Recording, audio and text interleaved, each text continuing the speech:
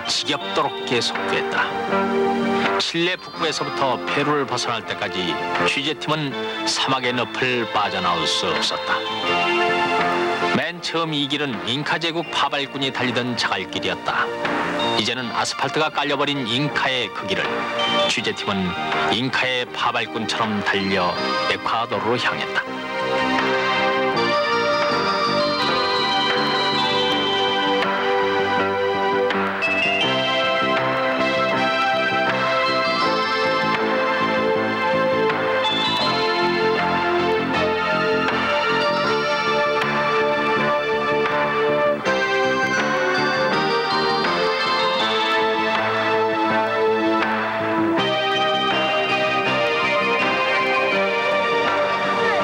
페루와 에콰도르 두 나라는 개울 하나 사이로 마주보고 있었다.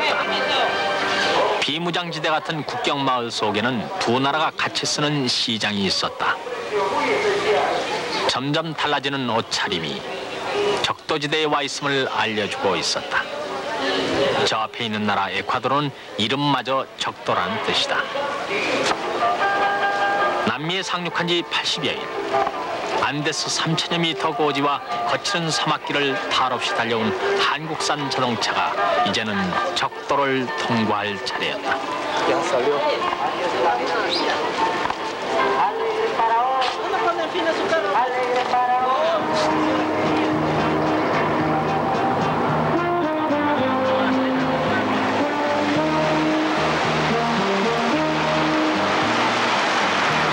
7월 6일 월요일 오전 11시 45분 마침내 취재팀은 적도에 도착했다. 에콰도르 수도 퀴토에서 북쪽으로 25km. 누구 하나 기다리는 사람 없는 외로운 대장정을 우뚝 서 있는 탑 하나가 묵묵히 지켜볼 따름이었다. 기대했던 적도에는 기념탑 하나가 서 있을 뿐이었다.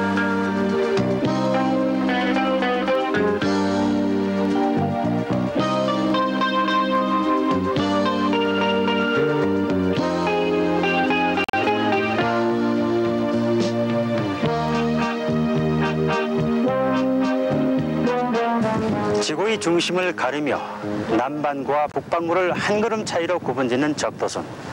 세계를 날린다 KBS 특별 취재팀의 현재 위치는 해발 2483m, 위도 0도 0분 0초, 에콰도르의 적도탑 바로 아래입니다. 제 오른쪽이 저희들이 이제까지 달려왔던 남반구, 그리고 왼쪽이 이제부터 저희들이 가야 할 북반구입니다. 칠레의 남단을 떠나서 브라질과 아르헨티나, 페루를 거쳐 이곳까지 그 길은 참으로 멀고 험했습니다. 사막, 황야, 고원, 그리고 그 연변에 펼쳐졌던 많은 도시와 마을, 그 속에서 영위되는 다양한 인종의 삶, 그리고 생성과 소멸 과정 속의 역사와 문명의 발자취, 저희들은 그것을 소중스럽게 살펴보며 이곳까지 왔습니다. 이제 저희는 여기서 북방으로 발걸음을 옮기게 됩니다. 19세기 초만 해도 대콜롬비아라고 해서 하나의 나라였던 에콰도르, 베네수엘라, 콜롬비아. 그러나 독립전쟁 이후 내분과 갈등으로 해서 각각 남남이 되어야 했던 그들 세 나라의 실상을 살펴봄으로써 어쩌면 우리는 역사가 오늘 해주는 생존의 교훈과 격동의 미래를 개척할 의지의 한 자락을 찾을 수 있을지도 모르겠습니다.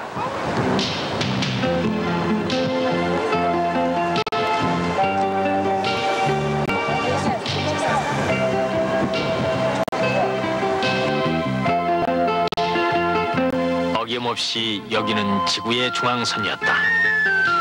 이 아래 남쪽에서 취재팀은 엄청난 자원을 품고 있는 브라질과 국민의 동질감을 만드는 아르헨티나, 최악의 국토에서 집념으로 살아가는 칠레, 그리고 이제는 돌로만 남아있는 페루 속의 잉카를 만나고 왔다.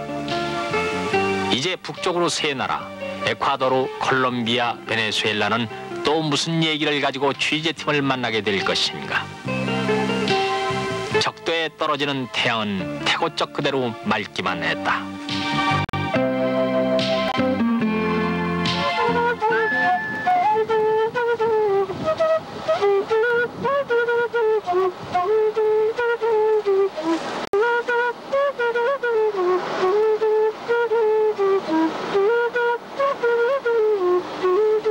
인디오를 짓밟았던 스페인 지배가 끝나던 1822년 적도 위 세 나라 에콰도르, 콜롬비아, 베네수엘라는 독립의 영웅 시몬 볼리바르 영도 아래 대콜롬비아 연방을 건설했다.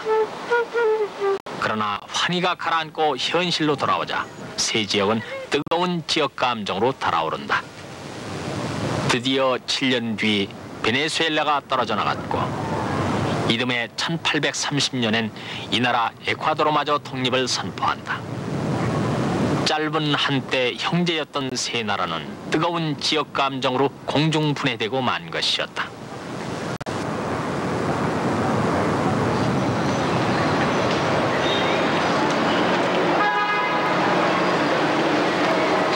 퀴토에 있는 대통령궁은 소박하기 그지없었다. 아래는 상가요, 그 위가 대통령궁이었다. 그러나 20세기 중반까지 이 궁은 몹시도 분주한 곳이었다. 1930년대 10년 동안에 대통령이 14번이나 바뀌었고 그 앞뒤로 23년 동안에 임기를 채운 대통령이 한 사람도 없었다. 2달 동안 12명의 외무장관이 바뀐 적도 있으며 20년 동안에 15개의 헌법이 개정되기도 했다. 이런 극도의 어지러움은 대콜롬비아 연방을 공중분해시켰던 그때 그 지역 감정의 타성이 독립된 나라를 세운 뒤에도 뜨겁게 되살아난 탓이었다.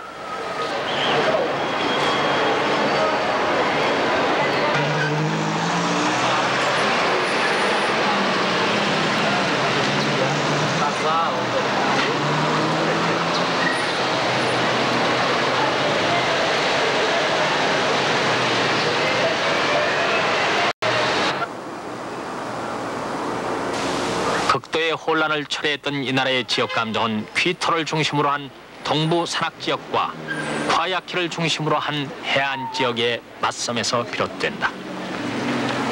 대농장을 기반으로 하는 산악 지역 주민들은 보수 정당의 중심 세력을 이루고 수출과 상공업을 기반으로 사는 해안 지역 주민들은 진보와 혁신 정당을 지지해왔다.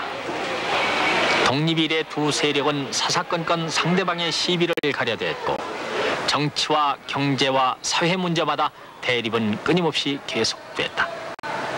시비와 대립의 틈바구니에서 국가 발전이란 먼 옛날에 잊혀진 말이나 다름없이 되어버렸다. 피 흘려 정복자의 손에서 벗어났건만 나라의 형편이란 벗어날 때 그 수준에서 뱅뱅 돌 뿐이었다.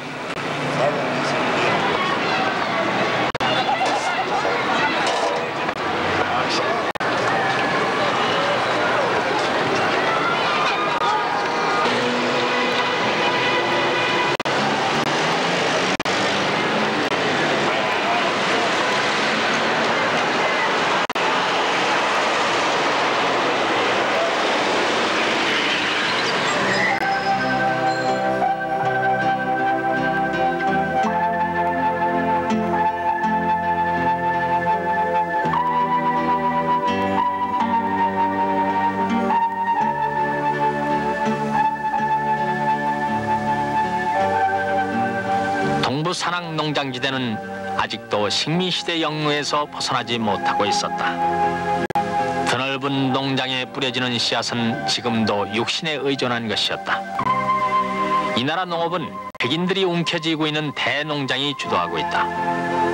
농장주 백인들은 도시에서 시시비비로 세월을 보내고 농촌 경제는 중세의 봉건 경제 수준에서 제자리를 돌 뿐이었다. 60년대 석유가 생산되기 전까지도 이 나라는 수출의 90%를 농산물이 차지할 만큼 생계를 농업에 의존한 나라였다. 그러나 기름진 땅을 가졌음에도 더 많은 농산물을 생산할 기술 인력은 배출되지 않았다. 국력을 갈등과 대립에 다 써버린 이 나라에는 사람을 길러낼 힘이 남아있지 않았던 것이다. 인적 자원 부족으로 이 나라는 과거 쓰라린 아픔을 겪었다. 수출량 세계 1위의 이 나라 바나나는 한때 미국계 회사들이 재배를 도맡았다. 미국계 회사들은 바나나 질병이 휩쓸고 지나가자 재배 일선에서 슬그머니 물러났다. 그리고 에콰도르는 애를 먹었다. 바나나를 재배할 기술 인력이 없었던 것이다. 아픔을 견디고 바나나는 다시 탐스럽게 익어갔다. 1984년에는 커피, 카카오와 함께 5억 달러를 벌어들였다. 최근 에콰도르는 산업의 지방 분산을 핵심으로 하고 산업 구조를 다양화시키는 경제개발 계획에 박차를 가하고 있다. 지역 감정이란 오랜 미몽에서 이들은 깨어나는 것 같았다.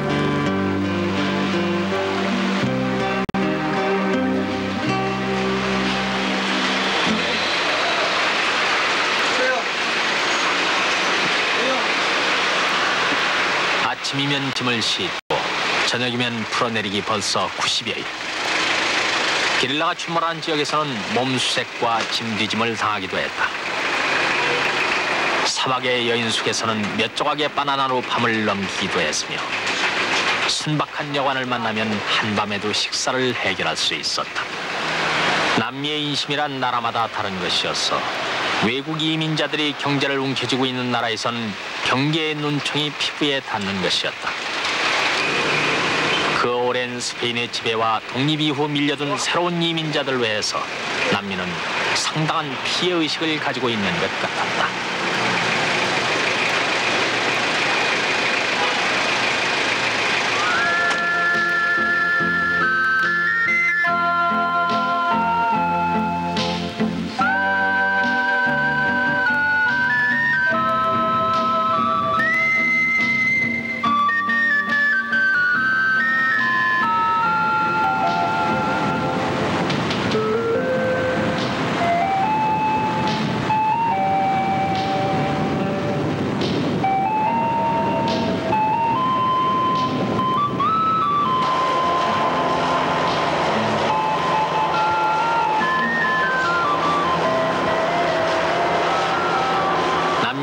도로는 펜아메리칸 하이웨이가 중심을 이루고 있었다. 펜아메리칸 하이웨이는 북미 알래스카에서부터 남미에 이르기까지 남북미 21개국을 관통한다. 총 연장 27,000km의 이 국제도로는 대륙 간의 풍부한 자원과 인력을 교류하기 위해서 1936년부터 개설되기 시작했다. 이 길을 달려 에콰도르를 빠져나가자 이 길로 교류되는 어떤가는 자원을 만날 수 있었다. 콜롬비아가 자랑하는 커피였다.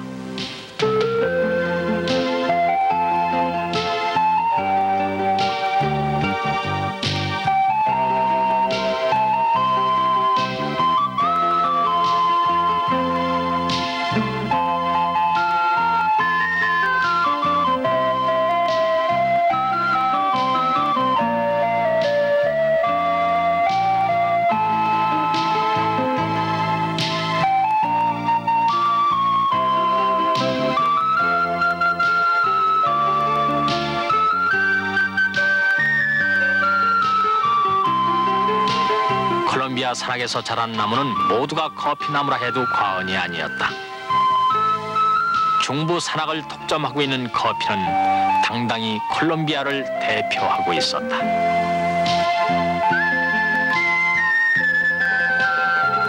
전체 100만 헥타의 커피 농장에서 1년에 2번씩 따내는 콜롬비아 커피는 해마다 50만 톤 이상씩 생산돼서 브라질에 이어 세계 2위를 차지하고 있다.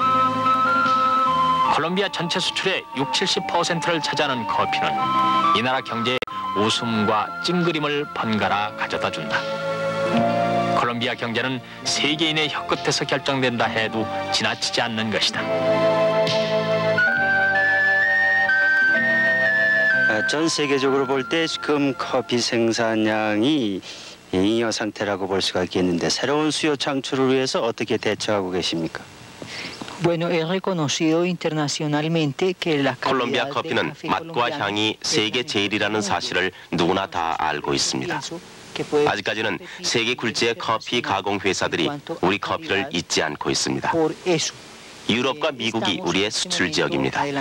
유럽에서는 그동안 스페인이 독점하다시피 해왔으나 최근에는 불란서가 참여하고 있습니다.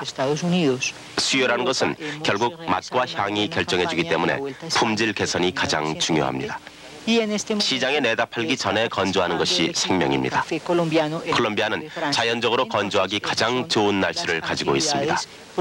최근에는 건조용 사이로를 개발하기도 했습니다.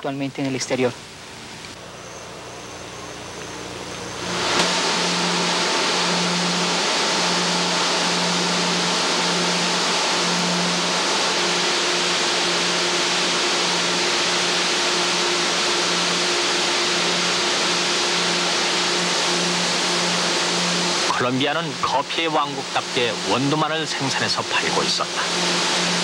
우리의 혀끝에 닿는 커피는 다른 나라 커피 회사들이 가공하는 것이었다. 작년 한 해 콜롬비아는 원두 커피를 팔아 30억 달러를 벌어들였다. 총 수출 47억 달러의 64%나 되는 것이었다. 그러나 콜롬비아 커피는 두 얼굴을 가진 야누스 같은 존재였다. 1976년부터 5년 동안 국제 커피 가격이 갑자기 오르자 커피는 56억 달러라는 위화를 보유하게 해주었다. 그러나 그것이 오히려 화근이 돼버렸다. 외화가 넘치면서 이 나라 화폐 가치가 올라가자 사람들은 완제품 수입에 몰려들었고 이로 인해 국내 산업은 크게 위축돼 버리고 말았다. 공업화라는 이들의 숙제는 물거품이 된 것이다. 뿐만 아니라 경제의 대부분을 커피에 의존하게 됨으로써 큰 고객에게 무기력해질 수밖에 없게 됐다. 언제 또 커피값이 곤두박질해야 될지 그것도 조마조마한 일이었다. 칠레가 구리로 겪은 경험이나 마찬가지였다. 그래서 콜롬비아 역시 산업을 다변화해야 한다는 기치를 높이 들게 된 것이었다.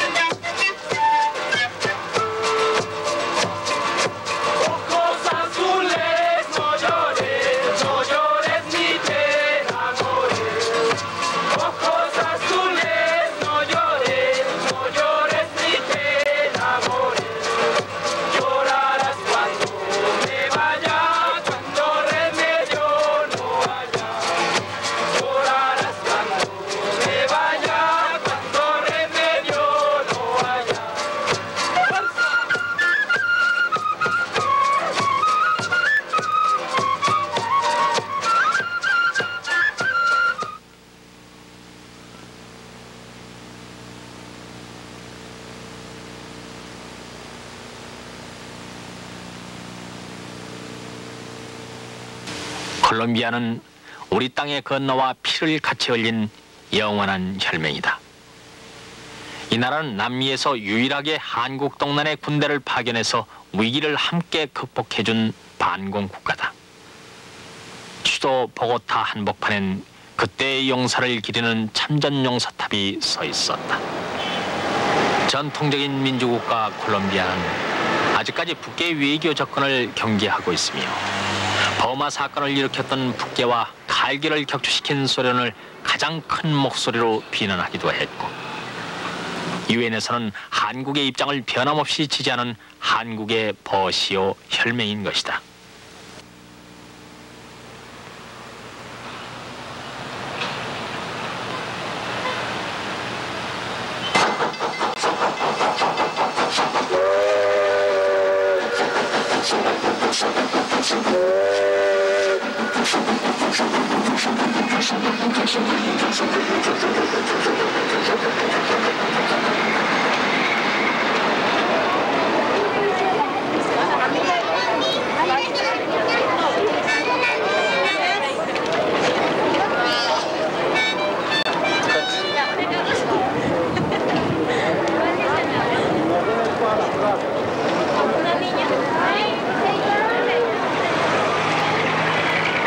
2640m의 수도 보고타는 그 뛰어난 문화 수준으로 해서 남미의 아테네라 불리기도 하고 남북미를 연결하는 위치에 있음으로 해서 콜롬비아를 아메리카의 십자루라 부르기도 한다.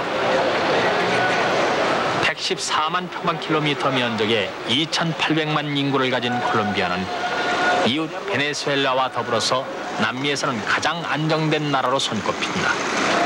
물가 인상률이 연평균 20% 미만에 그치고 있으며 실업률도 해마다 감소돼서 작년엔 12% 수준에 머물렀다. 문맹률도 38%에서 13%로 줄어들었고 평균 수명 역시 40세에서 62세로 연장됐다.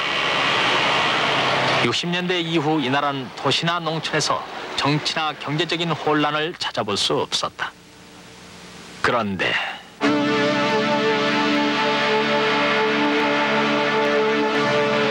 사회를 좀먹어 들어가는 것은 게릴라와 마약이었다.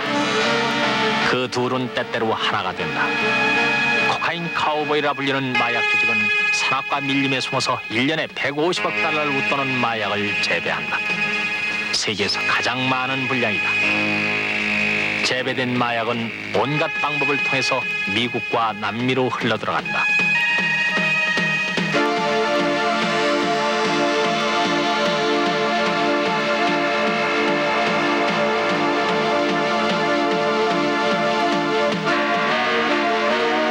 단속으로부터 보호받기 위해서 이들은 공산 게릴라들에게 자금을 제공한다. 정부군 이상의 무기를 가진 것으로 알려진 게릴라들은 마약 조직의 대부가 돼서 이들을 보호하고 그들의 자금을 에너지 삼아 나라를 밑에서부터 뒤흔든다. 그중 하나인 M19 게릴라 조직은 지난 85년 11월 동료의 석방을 요구하며 대법원을 점령해서 12명의 판사와 100여 명의 양민을 무참히 살해했다. 대낮에 그것도 수도 한복판에 있는 국가기관을 이들은 겁없이 파괴해버린 것이다. 마약과 밀수 조직이 휘두르는 이 나라 지하 경제는 50억 달러가 넘을 것으로 추산된다. 전체 수출 47억 달러를 넘는 돈이다. 그 횡포가 얼마나 심하고 엄청났든지 마약 자금이 위축되면 콜롬비아 경제가 위태롭게 된다는 지적도 있다. 문자 그대로 진퇴양난의 상황이다. 나라를 안에서 좀먹어 들어가는 마약과 게릴라, 그것이 콜롬비아를 아프게 하는 것이다.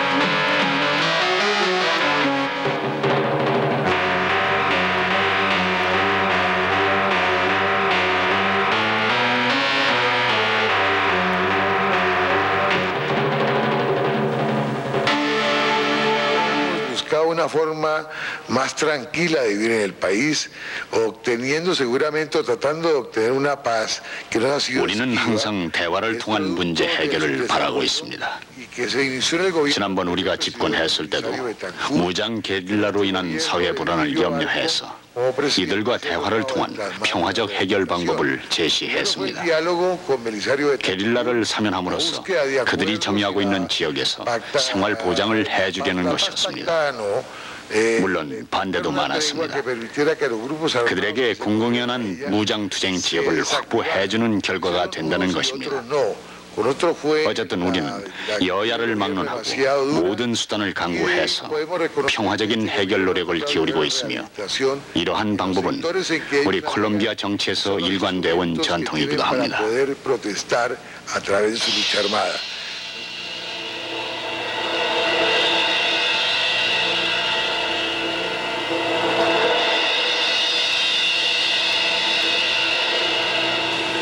무장 게릴라에 의한 사회 혼란에도 불구하고 콜롬비아가 남미 모범 국가로 성장할 수 있었던 것은 모든 것을 대화와 타협으로 해결하려는 수준 높은 민주의식 때문이었다. 1957년 민간정부 수립 이래 양당 정치 체제를 확립한 콜롬비아는 자연스럽게 직업정치인 풍토가 확립돼 왔다.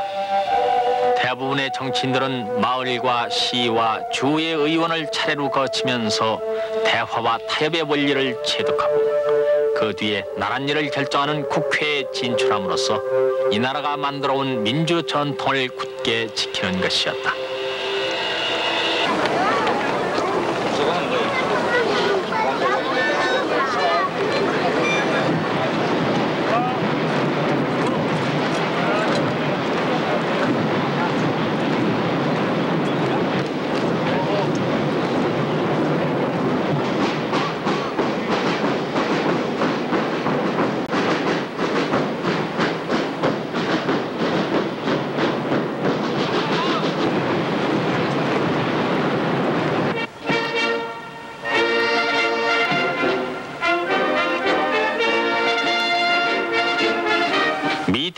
발견자 콜럼버스의 이름을 따서 나라 이름을 정한 콜롬비아는 대콜롬비아 연방을 구성했던 베네수엘라와 에콰도르가 분리된 아픔을 겪었고 그 뒤 1900년대 초에는 파나마 지역마저 독립된 나라로 떨어져 나가는 상처를 입는다. 그 상처와 아픔을 딛고 일어난 콜롬비아를 남미에서 가장 안정된 모범 국가로 성장시켜준 것은 대화와 타협이라는 민주정신이었다. 남미에서 모처럼 볼 수 있었던 21세기로 가는 새로운 싹과 같은 것이었다.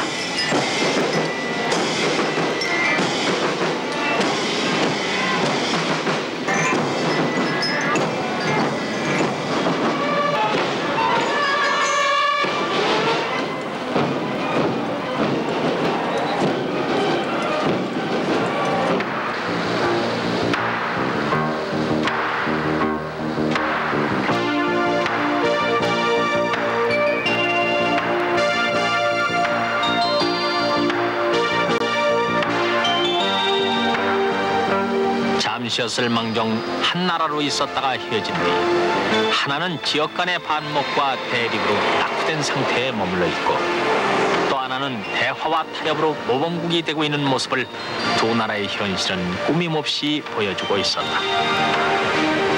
하늘은 스스로 돕는 자를 돕는다는 그 흔한 금언이 이토록 정확히 증명될 수 있을까? 하나였다 갈라진 또 하나 베네수엘라는 갈라진 뒤 어떤 삶을 살아가고 있을까?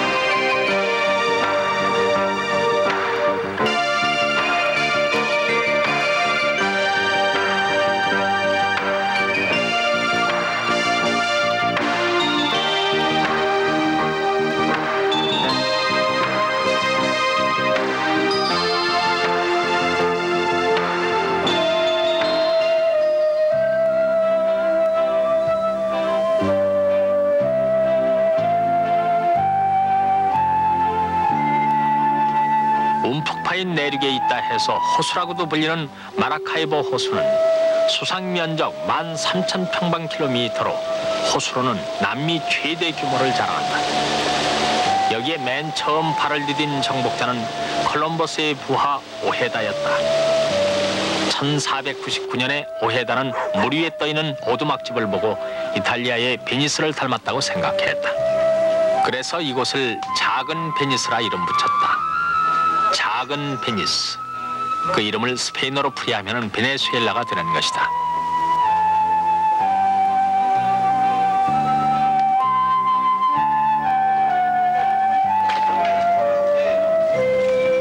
오헤다가 목격한 오두막집은 구아히로 인디어들의 물 위에 뜬 집이었다.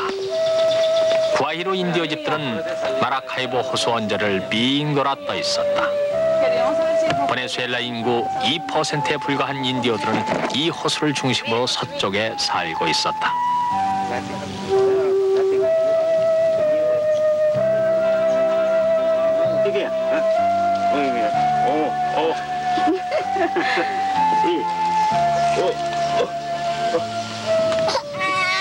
호수 위에 떠있는 인디어라 해도 이들에겐 기본적인 문명 생활이 갖춰져 있었다. 안데스 산악에서 봤던 그런 낙후된 인디어는 아니었다. 베네수엘라의 평균적인 생활을 짐작하는 것이었다. 스페인 정복이 시작되면서 인디어들은 금을 캐는 일에 앞장서야 했고 커피와 사탕수수 재배를 위해서 아프리카 흑인들이 노예로 들어왔다. 인디어와 정복자와 흑인 노예들 사이에 어지러운 혼혈이 이루어졌으며 독립 이후 세계에서 수많은 인종들이 이 나라에 들어왔다. 그 결과 60여 개 나라를 조국으로 삼는 사람들이 뒤섞여서 이 나라의 국민을 구성하고 있다.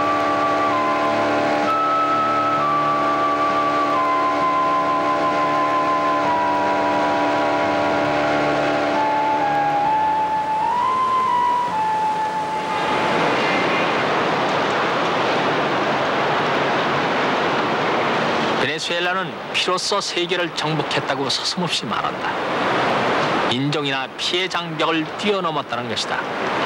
백인 21%, 인디오 2%, 나머지 77%가 혼혈인인 이 나라 국민들은 어느 분야마다 골고루 흡수돼 있고 60여 개 민족이 국민을 이루고 있으면서도 모두들 자신이 베네수엘라를 건설하고 있다는 자긍심과 일체감이 뛰어나다. 그것은 콜롬비아가 그렇듯이 각계각층의 타협과 협조 정신이 깔려있기 때문이다. 1958년 이래 30년 동안 민주행동당과 기독교 사회당이 번갈아가며 정권을 담당해왔고 정부와 기업과 노동연맹은 사회협정을 맺어서 대화와 타협으로 문제를 해결해간다. 그런 안정된 정치 기반과 사회의식이 이 나라의 수준을 남미 국가라는 범주에서 벗어나게 만든다. 91만 평방킬로미터에 1,700만 인구를 가진 이 나라는 1인당 국민 소득이 무려 2,800달러를 넘어 남미 최고를 기록하고 있으며 높은 문화 수준은 남미 국가이면서도 유럽이나 미국을 연상케 해준다. 21세기형 남미의 전형이라 해도 지나치지 않을 것 같았다.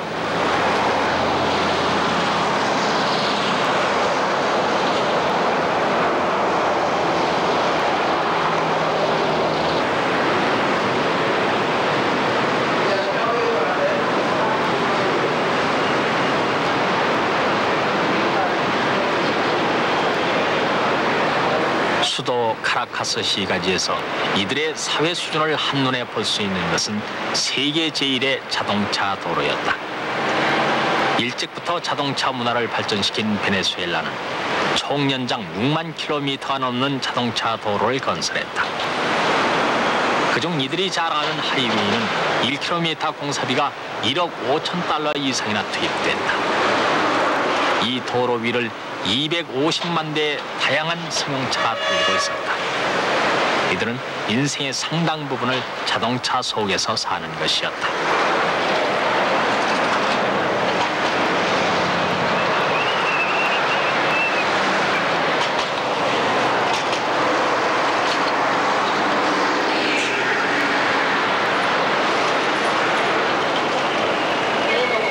남미를 이해함에 있어서 우리가 곧잘 지나치기 쉬운 것은 아무리 식민 생활이었을 망정 이들은 300~400년 전부터 서구의 합리적인 생활 방식을 몸으로 익혀왔다는 것이다. 상거래에서 수표는 19세기 중엽부터 사용하기 시작했고 철저히 민영화된 금융제도를 운영하고 있었으며 가게마다 완벽한 신용카드 제도를 사용하고 있었다. 아무튼 남미는 뭔가 낙후돼 있고 끈적거리기만 할 것이라는 선입감을 카라카스는 여지없이 반박해 들어오는 것이었다.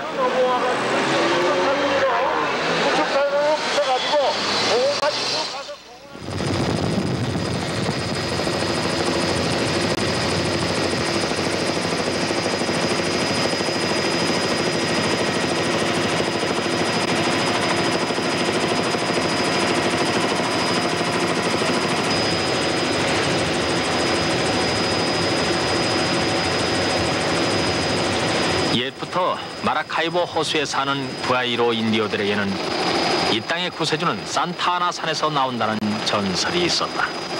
그 산 산타아나 부근에 있는 바다에서 1922년 10월 21일 검은 황금의 액체가 분출됐다.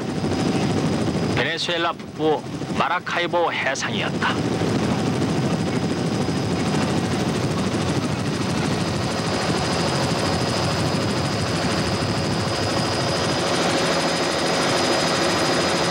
바다 위는 석유를 파내는 지비기가 숲을 이루고 있었다. 칼리브해에서 대서양까지 뻗은 이 나라의 영해 3,500km는 모두가 해상 유전지대였다.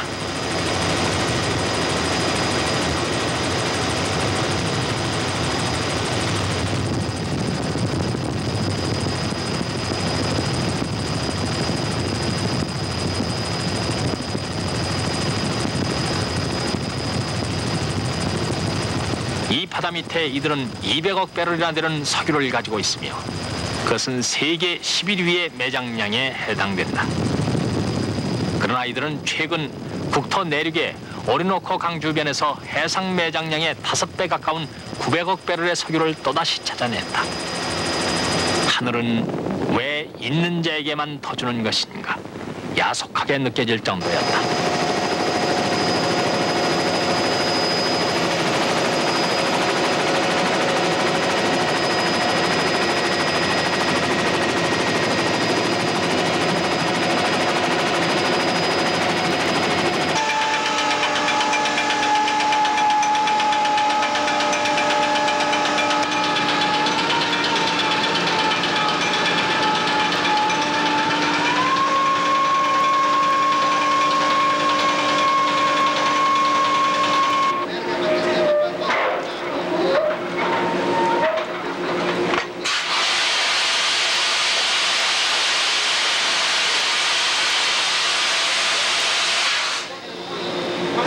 이곳은 마라카이보 항에서 약 100km 1시간 거리에 있는 해상 유전입니다. 이 일대에는 모두 12척의 희추선이 바다에서부터 바다 밑까지 샅샅이 더듬으면서 새로운 유전 개발에 온 힘을 쏟고 있습니다. 세계 주요 원유 수출국 가운데 하나인 베네수엘라는 다가서는 21세기에서도 석유 산업을 주요 전략 산업으로 설정하고 아직도 대륙붕에 많이 널려 있는 해저 유전 개발에 총력을 기울이고 있습니다.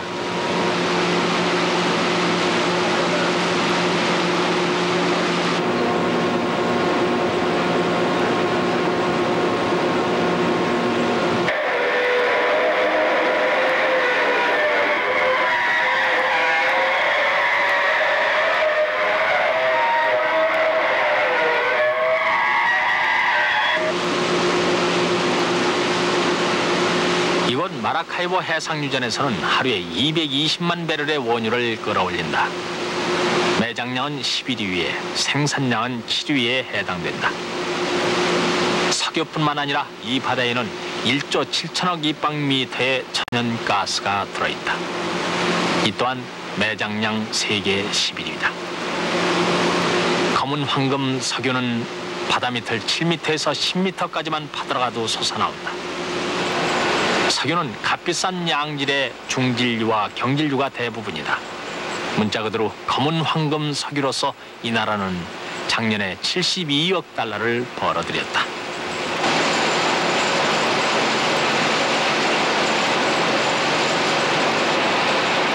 한때 이 나라의 석유는 미국과 영국 등의 석유 회사가 지배하고 있었다.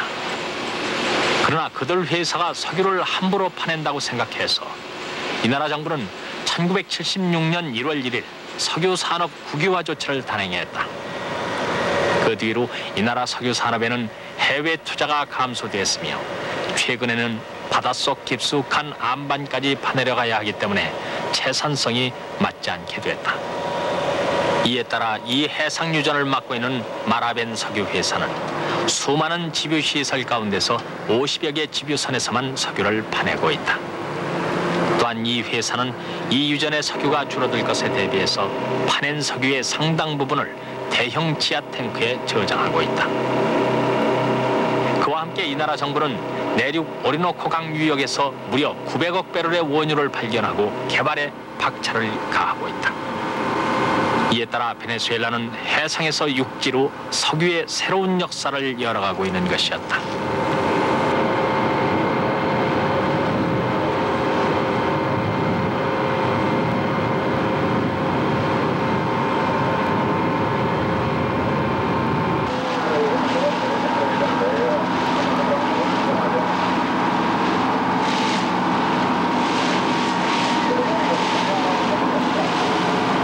콜롬비아 커피와 칠레의 구리처럼 석유는 이 나라의 생명줄과 같은 존재가 돼 있다. 작년엔 전체 수출액의 83%를 석유와 석유 관련 제품이 차지했고 어느 때는 95%를 이들이 차지할 때도 있었다. 국가 재정 수입의 3분의 2도 석유에 의존하고 있다. 이쪽으로 더 가까이 들어가지 않아도 돼요? 이쪽으로 더 가까이 들어가지 않아도 돼? 그러나 석유는 또 이 나라에 즐겁지 못한 현상을 낳기도 한다. 시장의 가격 변동에 따라 경제가 웃고 우는 현상은 구리의 칠레나 커피의 콜롬비아와 다를 바가 없다. 경공업의 기반이 취약한 것도 두 나라와 마찬가지다. 거기에 더해서 석유는 이 나라 산업의 형질을 변화시켰다. 원래 베네수엘라는 전통적인 농업국가였다. 그러나 석유가 쏟아지자 엄청난 오일 달러가 들어왔고 그에 따라 힘들고 어려운 농업 개발의 필요성을 이들은 잃어가기 시작했다. 더구나 오일 달러는 도시와 농촌의 소득 격차를 벌여놓아서 사람들은 저마다 도시로 몰려들었다. 콜롬비아 농민들은 게릴라 때문에 농촌을 떠나고 베네수엘라 농민들은 석유 때문에 농촌을 떠나게 된 것이다. 그 결과 이 나라 농촌은 광대한 농경지를 가졌으나 실제 경작지는 전 국토의 5%에도 미치지 못하고 그나마 수입 농산물 때문에 농산물 가격이 폭락해서 남은 농민들마저 도시로 몰려들게 됐다. 정부는 석유를 팔아서 번 돈으로 농산물을 수입하고 수입되는 농산물은 전체 수입품의 70%를 차지한다. 하나를 얻으면 하나를 잃게 하는 것이 공평한 하늘의 섭리인지 모른다.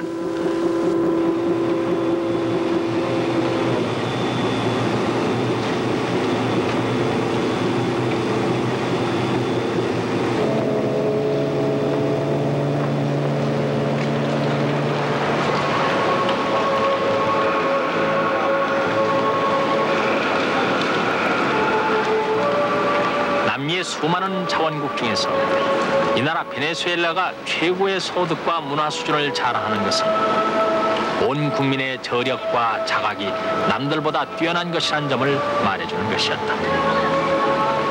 60여 개국의 조국을 가진 이 나라 국민들을 무엇이 그렇게 만드는 것인가?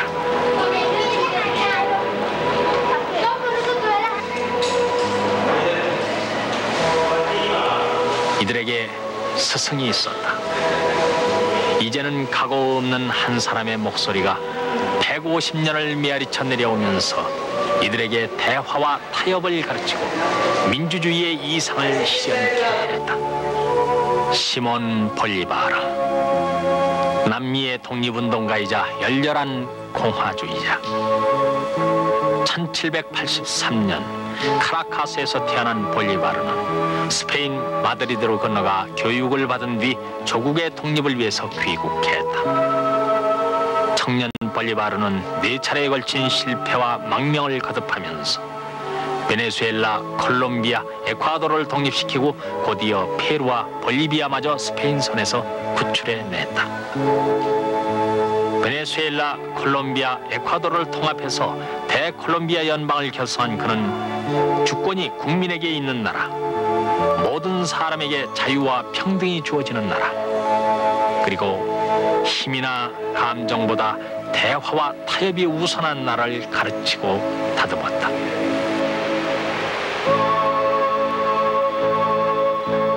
그러나 대콜롬비아 연방은 지역 감정에 휘말려 세 나라로 갈라졌다. 그의 말을 기억하며 대화와 타협을 실천해온 두 나라는 남미에서 어떤가는 모범국으로 성장했고 가장 먼저 21세기를 끌어당기는 남미의 싹으로 움트고 있는 것이다.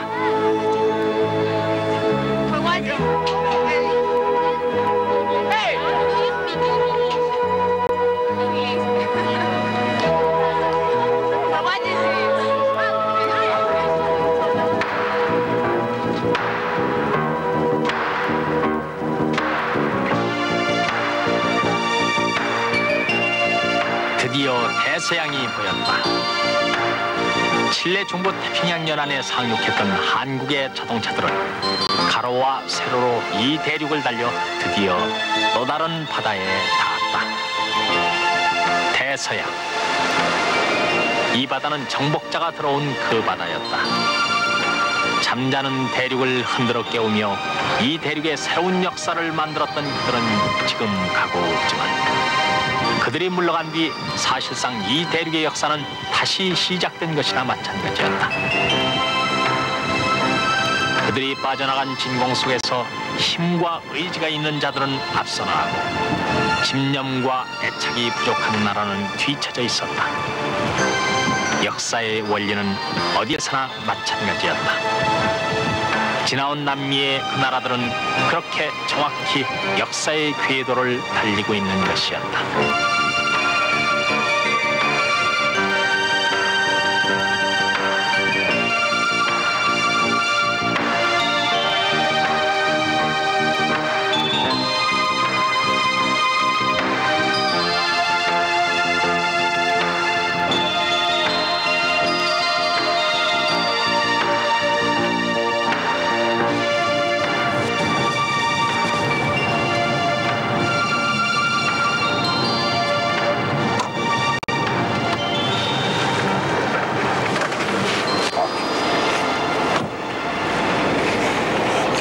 하나의 시작은 또 하나의 끝을 준비했을 때 그 의미가 있을 것입니다. 세기를 달린다 KBS 특별 취재팀. 남미 대륙을 재발견하기 위한 저희들의 긴 발걸음은 대륙과 대서양이 부딪히는 대륙의 북단 베네수엘라의 한 해안에서 끝이 납니다. 칠레 남단을 떠나서 대륙을 종행으로 달리기 123일, 그리고 뒤로 하고 온 23,567km의 숲과 사막과 고원으로 이어졌던 길. 그 길 위에서 저희들이 확인할 수 있었던 것은 이 대륙의 과거 어느 때보다도 국가 생존과 발전의 의지가 강렬해지고 있다는 사실이었습니다. 또 더러는 우리보다 앞섰고 또 더러는 우리보다 훨씬 뒤져 있는 면도 발견할 수 있었습니다. 그러나 아직은 국가 발전과 생존의 의지가 우리보다 조금은 뒤져 있지만 언젠가 이 대륙 국가들이 크게 각성을 하게 될 때 엄청난 자원을 바탕으로 한 그 잠재력으로 해서 이 대륙은 국제사회에서 또 하나 새로운 거대한 세력권으로 우리 앞에 나타날 가능성의 대륙이라는 점도 확인할 수 있었습니다. 어떤 이유였든 우리가 조금은 무관심했던 동안 이 대륙은 남몰래 성장을 계속해왔고 또 지금도 다가서는 21세기 주역 국가들이 되기 위한 그런 약동의 의지로 꿈틀거리고 있습니다. 따라서 이 대륙은 이제 우리에게 더 이상 삼바춤과 축구와 탱고 그리고 정열의 축제가 있는 그런 열정의 대륙이 아닌 것입니다. 이 대륙은 우리가 다가서는 21세기에 있어서 또 다른 의미의 성장과 발전을 기약해 볼 수 있는 그런 가능성의 땅입니다. 그렇기 때문에 지금은 그 같은 현실 인식을 바탕으로 해서 미래를 대비하는 그리고 미래의 발전과 번영을 여는 열쇠를 준비해야 할 그런 엄숙한 시간입니다.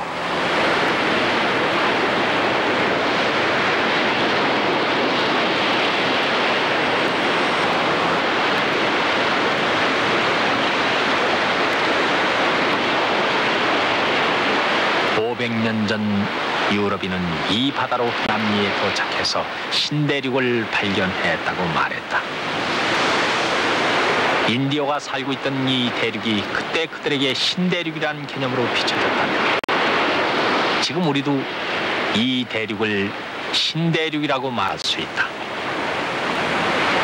우리는 남미 이 신대륙을 어떻게 발견해야 할 것인가? 그 얘기가 하나 남아있다.